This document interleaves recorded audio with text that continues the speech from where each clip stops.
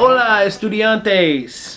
I'm reading from chapter 13 of Matthew tonight, and I'm actually going to try my best to not stop and explain so much tonight, because as we read through this chapter, Jesus actually explains a lot of what he's talking about. So it's kind of right there in the Bible. So read with me, if you will, starting in chapter 13, verse 1. The parable of the sower. On that day, Jesus went out of the house and was sitting by the sea. Such large crowds gathered around him that he got into a boat and sat down while the whole crowd stood on the shore.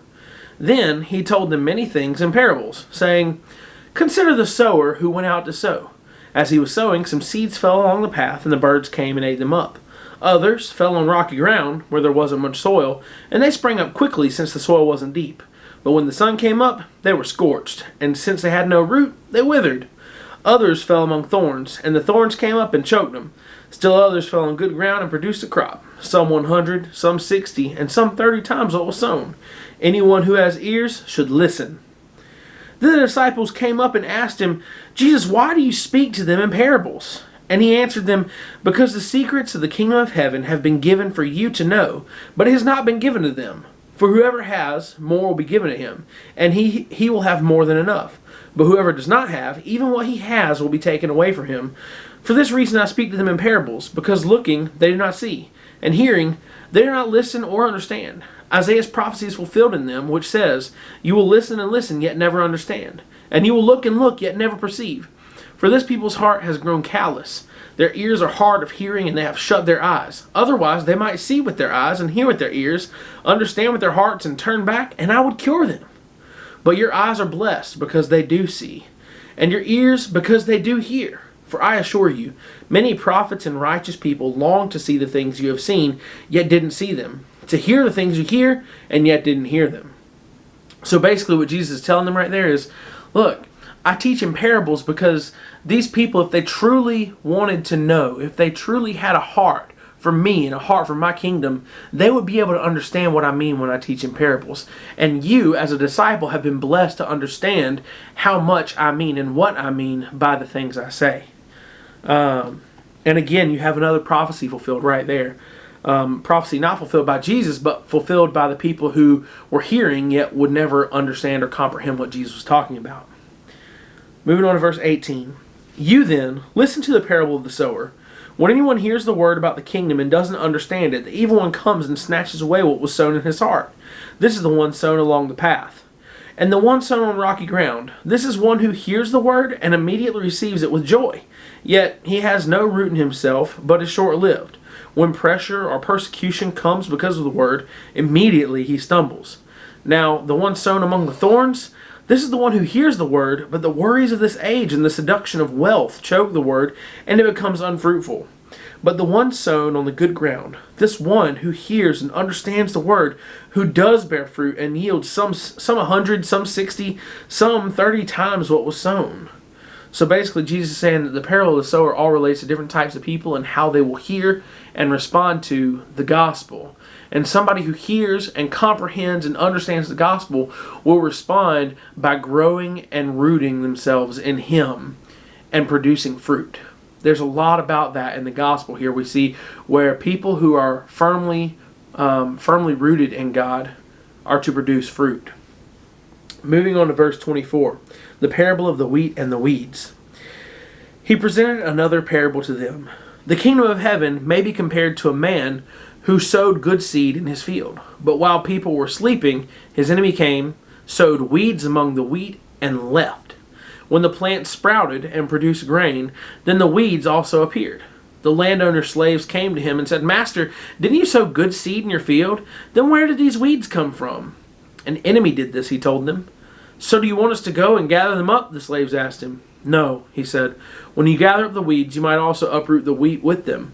Let both grow together until the harvest. At the harvest time, I'll tell the reapers, gather the weeds first and tie them in bundles to burn them, but store the wheat in my barn.'" He presented another parable to them. "The kingdom of heaven is like a mustard seed that a man took and sowed in his field.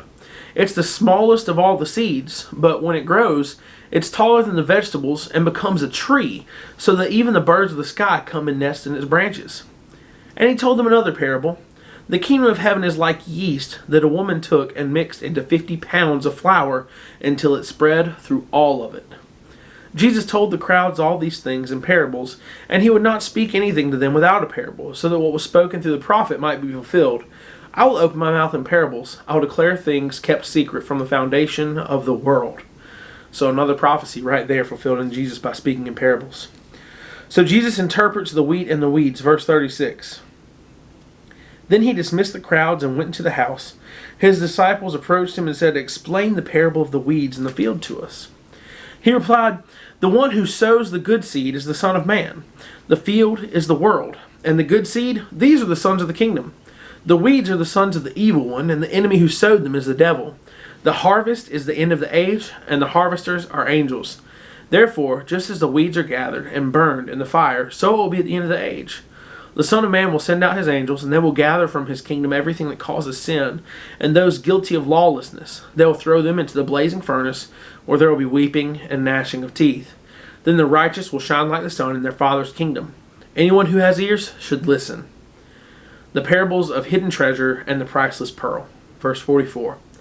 "The kingdom of heaven is also like treasure buried in a field, that a man found and reburied. Then in his joy, he goes and sells everything he has to buy that field.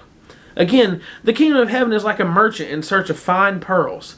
When he found one priceless pearl, he went and sold everything he had and bought it."